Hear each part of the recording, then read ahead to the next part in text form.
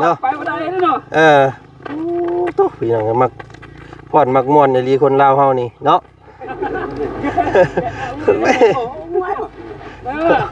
โอเคเนาะเนาะ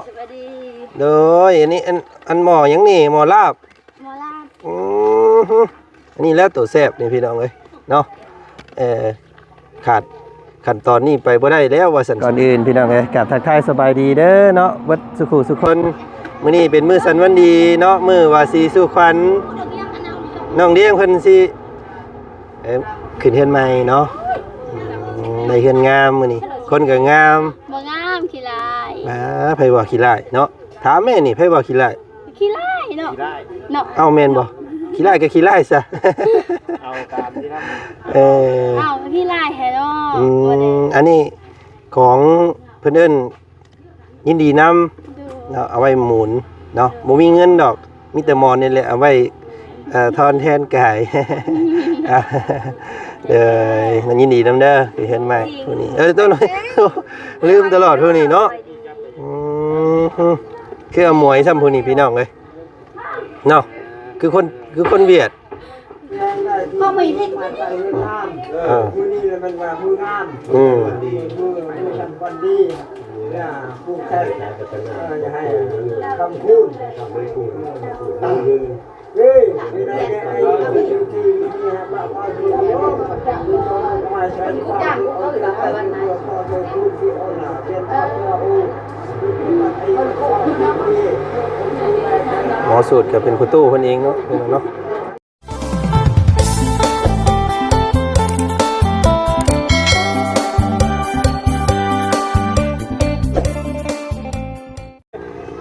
นี่ยับด้วยหามยับใส่ซอยเราไหมบ่ไรมียังนี่บ้างลำ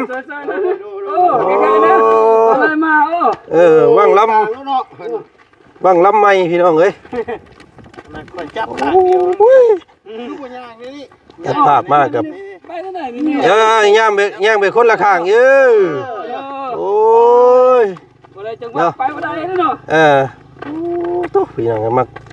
พอดมักม่วนในลีคนลาวเฮานี่เนาะขึ้นเฮือนขึ้นซ่านดูว่างานดีพีตาย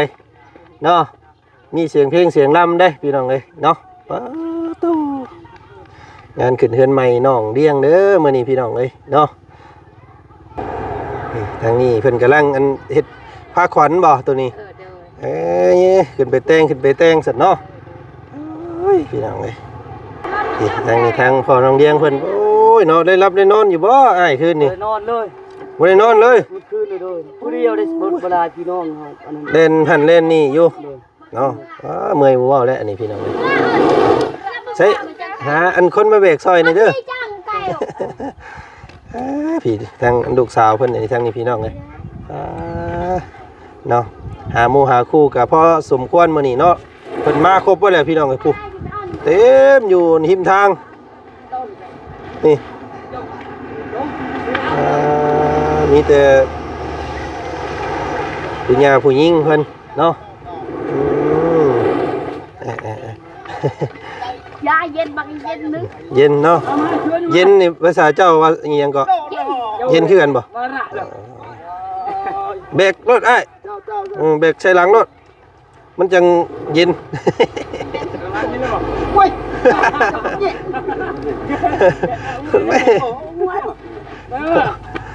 โอเค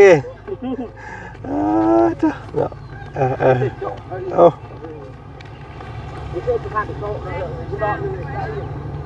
ชาวบ้านเพิ่นเนาะทางนี้ป้าเด้อสบายดีแม่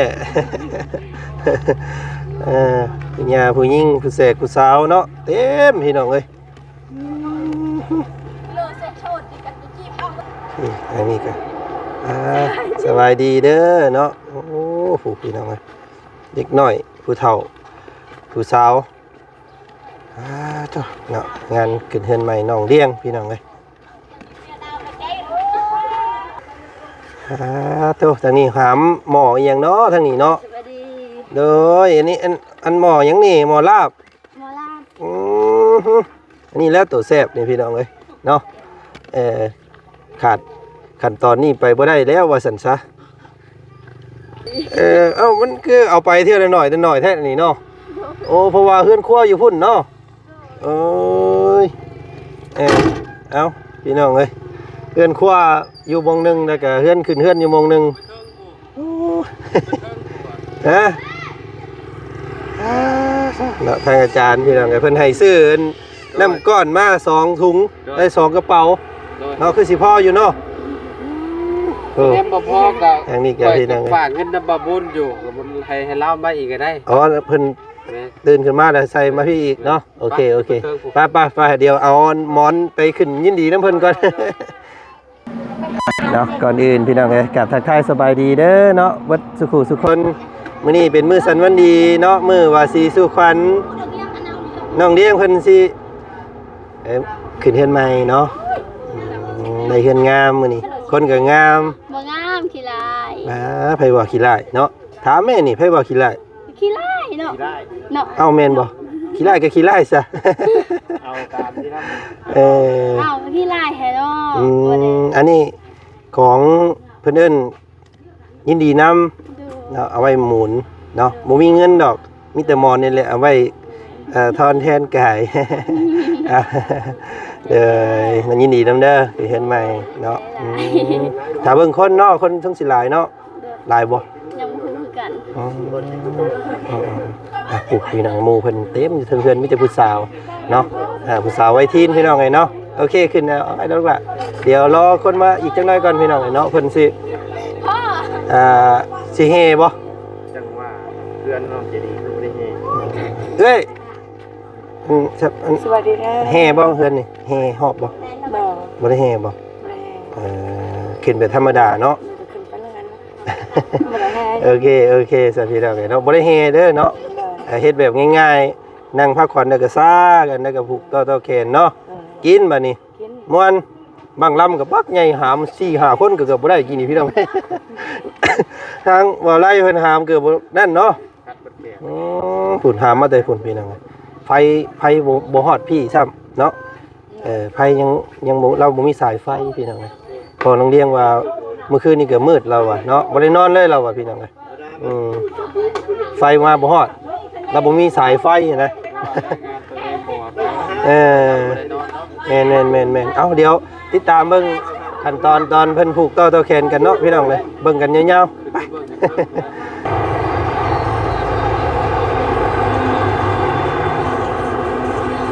บรรยากาศตอนเศร้าๆเด้อพี่น้องเอ้ยมื้อนี้เนาะทางเบาจันมาร่วมยินดีกับการขึ้นบ้านใหม่เนาะใส่หญ้างามของน้องเลี้ยงมื้อนี้พี่น้องเนาะเป็นหลังที่3ที่หมู่บ้านนี้มีการขึ้นเฮือนใหม่เนาะพี่น้องแขกคนเพิ่นก็ขึ้นตามฮีตของประเพณีทางบ่จันก็พอน้องเลี้ยงเพิ่นว่าบ่ให้ป้าบ่ให้ทิ่มว่าซั่นพี่น้องเอ้ยเนาะก็เลยป้าบ่ได้ว่าจังก็ต้องมาว่าซั่นซะพี่น้องเอ้ยเนาะมาร่วมยินดีนํเพิ่นพี่น้องเอ้ยนำโดเนาะสิได้มีการขึ้นเฮือนขึ้นศาลแบบนี้พี่น้องเอ้ยเนาะพี่โอ้ยเนาะเฮ้ยอันหมู่คู่อันไอ้น้องบ่มาซอยแท้เนาะโอ้ยเมื่อยได้นี่พี่น้องไอ้น้องเพิ่นอันว่าอ้ายเพิ่นสิเป็นลมแล้วนี่อันนี้ก็บ่มีแนวปิดซ้ำบาดนี้ยันหมาเด้อเนาะหา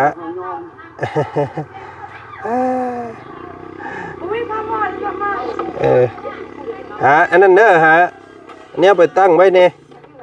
ตั้งไว้เอาดูว่าเอาขึ้นไว้เทิงบ่เอาขึ้นเทิงมันจังอันนั้นเนาะเอาขึ้นไว้เทิงไว้ย่านมันอันนั้นเด้พี่น้องเอ้ย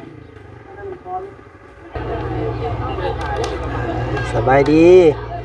อันนั้นสาวลีพี่น้องเอ้ยเนาะไอ้นี่ได้ลูกชายเพิ่นออกมาแล้วบ่ยังอยู่โทษนักอีหลีซั่นนี่เนาะยังลงรักคกพุ่นแล้วเนาะพี่น้องเองไก่เข้าบาทนี่เดียวกันลูกชายสาวลีเพิ่น เนาะคดีนักได้คำลงไปพุ่นเด้พี่น้องเอ้ยเนาะคือสิโดนนั่นแหละว่าซั่นซะมาร่วมขึ้นเฮือนน้ำเพิ่นเนาะฮอดจอดถึงกันบ้านเดียวกันเฮ้ยน้องป๊อปใช่บอกว่าใส่สินลืมเลยนี่ตะเบิง บ่ได้ใส่สิ้นเด้เอาบ่อยากใส่คือการใส่ตรง ใส่น้องมันใจดี จังจริง ผู้นี้ต้นหน่อยลืมตลอดผู้นี้เนาะคือหมวยซ้ำผู้นี้พี่น้องเลยเนาะคือคนเวียดแองเอียวแอมเด็บดำเอ้ย ได้บ่ไม่ย่างหั่น งามหลายเนาะเห็นบ่ นี่ไม่ย่างอีกคนบอก สินเจ้าเนาะ เราไปขับเต้ยังไง เอากับเป็นซ้ำนี่เนาะก็ได้เว้าซ้ำนี่แหละเว้าเนี่ยอื่นก็บ่เป็นค่อยก็ได้เนาะเอารอคนแขกคนมาเนาะพี่น้องเอ้ยโอ้ยขอถ่ายรูปหน่อยเด้อโอ้มาลำหลังหมู่เลยตามอันต้มไก่รถเนาะโอ้พวกนี้พี่น้องเอ้ยเนาะตามหลังกันมุ่งสิได้กินเนาะเพิ่นนี่โอ้บ่ธรรมดามาแล้วมันยังหมูหันบ่เนื้อหมูนี่แซ่บเลยเนาะเป็นจำฮีดเพิ่นอยู่เฮือนหลังเก่าก่อนพี่น้องไอ้พ่อตู้พี่ตู้เพิ่นจำอยู่พุ่นเนาะจำเอิ้นบอกเจ้าที่เจ้าทานน่ะจังยอมมาพี่ฮะ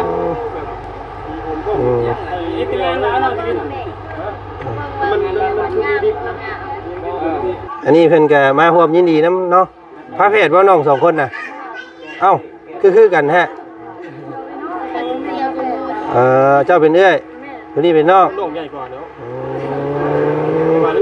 บ่เบิ่งคือครูแพทย์ซ้ำเนาะคำเราใส่แว่นคือกันนี่อันเดียวกันนั่นแหละนี่พี่น้องเข้าใจหลายๆเด้อเอาเส้นนั่งก่อนรอสักครู่เพิ่นย่อผ้าเข้ากันจังรับประทานน้ำกันเนาะน้องนกน้องเลี้ยงนี่นะมีแต่สาวๆทั้งนั้นเลยเนาะมาไปน้องเลี้ยงเส้นขึ้นเทิงบัดนี้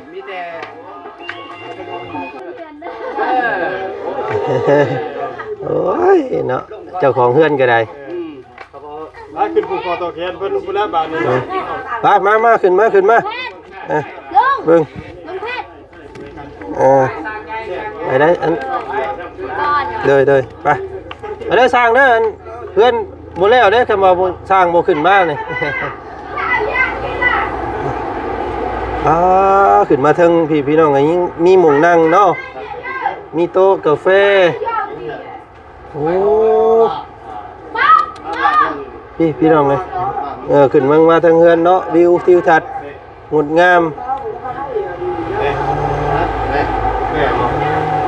บ่งัวอันพอน้องเลี้ยงบอกแล้วโอ้ศาสตร์พื้นอีกอันนี้พี่น้องเลยเนาะมานั่งเฮ้ยล่ะไปนี่จะพูงามๆเนาะมื้อนี้เนาะนี่มือแล้วอยากไปพูเช้าลีเช้าผูกไปอยู่ฟ้านนั่นได้เบิดแหละมาขอญาติมาทางนี้ซะเฮากันไปให้เขาเจ้านั่งญาติเครือญาติต้องนั่งใกล้กัน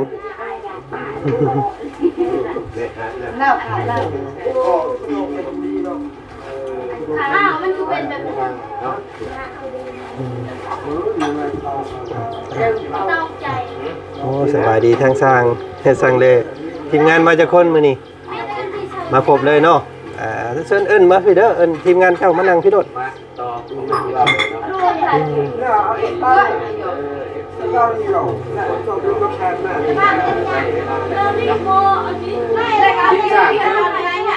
เขาได้โอ้มาครบเลยสั่งเนาะโอ้มื้อนี้ได้โชคแท้มื้อนี้น่ะมื้อสันมันดีได้มื้อนี้ไอ้ข้าวอยู่ในได้บ่เข้าในรถเข้าในเรียนมาได้ขึ้น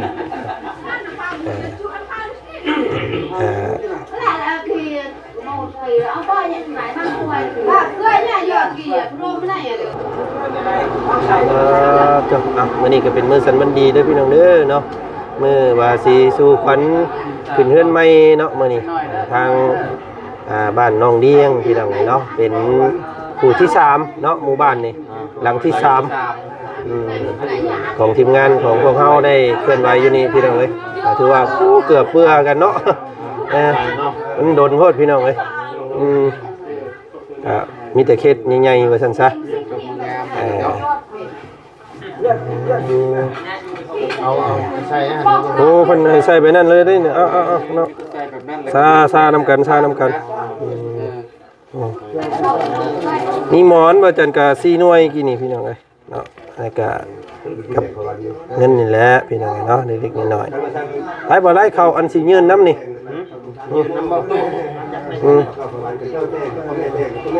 โอ้เบิ่งก่อนใส่เอากันโอ้ยมีเงินครับเป็นเด้บาทนี่พี่น้องเอ้ยมา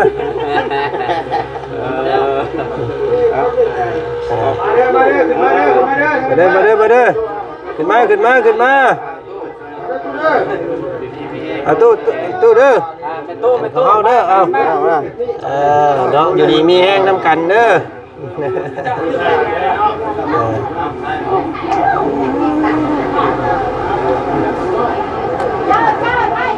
จนดงเด้อจนคนหลายขนาดพี่น้องเลยนะ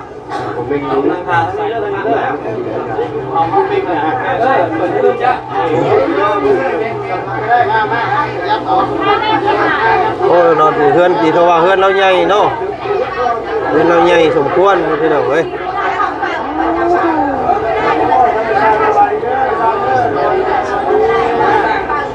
เขาเนาะมาเหมือนเรา เอาให้ไก่โตโอ้มีแต่ผู้หญิงเนาะผู้หญิงผู้ชายแท้บ่อยากมีเลยมานี่พี่น้องเอ้ยเฉพาะ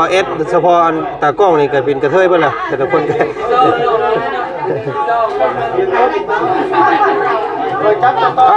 จับเด้อ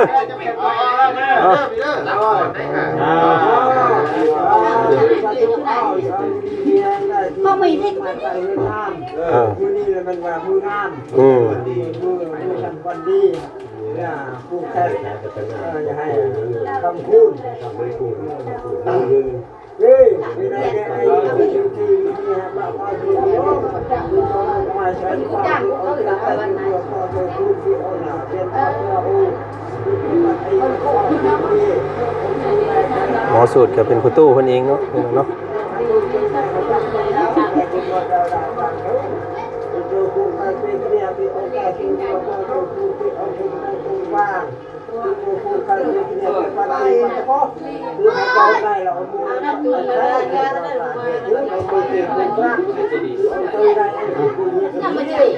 ดีบ่เห็นเนาะโอ้มาแล้วเราแต่งตัวที่ละวันน่ะแล้วพอพอต้องไปเติมน้ำไม่เติมอีก ระโบกแป้งอีกบ่พอดี10 โมงว่ามันจะได้มา11 โมงพอดีเป็นยังรับพี่น้องเอ้ยมาหลังกับผูกน้ำหลังเนาะเอาผูกเลี้ยงคิ้วกันเข้าบาทนี้เนาะพี่ สบายดีเด้อ เนาะโอ้ สบายดี นั่งเฮี้ยงกันมึงโยหันพี่น้องวิวงามเนาะบ่ได้ชมคนเด้อชมวิวบ่ได้ค่อยได้นี่บ่คนดีกว่ามันมืดก่อนดำเนาะคนนี่ย่องเรื่อยเลยย่องวิวทิวทัศน์เอาเนาะเอามืดบ่งามมันเจ้าก็เข้าพระเยซูบ่ได้เข้าเนาะผูกแขนได้เจ้าเนาะเข้าแต่น้องครอบคนเดียวน้องกันสิดอกแค่กะบ่ได้เข้าคือกันโอเคผูกได้เนาะมีแต่สาวๆได้พี่น้องเอ้ยเนาะสมบ่เฮือนผู้สาวอีหลีเนาะสาวหลายขนาดเนาะผู้ชายหนูมาเนาะฮะผู้ชายแค่บ่คือบ่เห็นมามีแต่ผู้หญิงมาได้พี่น้องส่วนหลายไปให้ไปสวนมาเลยเนาะถ้าต่อคิวกันเข้ามาซั่นพี่น้องพี่ตากล้องเฮาก็ ก็บภาพพื้นหลังเลยพี่น้องเนาะคลิปนี้เนาะแล้วยินดีดีใจน้ำพี่น้องเนาะดีใจน้ำเพิ่นดีใจน้ำน้องเนาะ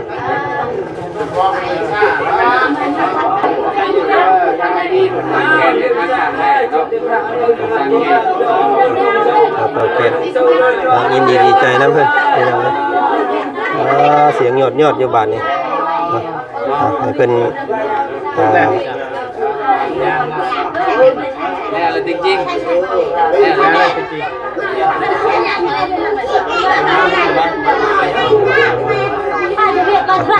ขออนุญาตลงตุลุมตารางก่อนครับบ้านนี้พี่น้องเอ้ยนะโอเคพี่น้องเอ้ยก็ถือว่าเป็นวิธีการขึ้นบ้านแบบเรียบง่ายเนาะไม่มีอย่างมากมายเรามีแต่ผูกต่อแขนแล้วก็รับประทานอาหารเนาะนี่แหละพี่น้องเอ้ยก็เป็นการพ้น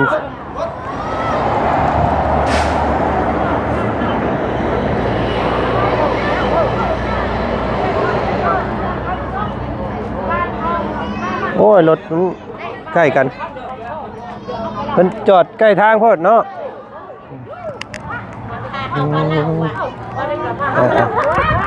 บาดเสียวอยู่พี่น้องเอ้ยว่าซั่นก็นี่ก็คือทีมงานเนาะเคลื่อนไปอยู่นี่ก็ยังเดืออีกหลังนึงนี่พี่น้องเอ้ยเนาะเรือนของน้องกองมีนี้เรือนหลังนี้ก็อาจจะโดนน้าแน่เพราะว่าเป็นบ้านหินเนาะก็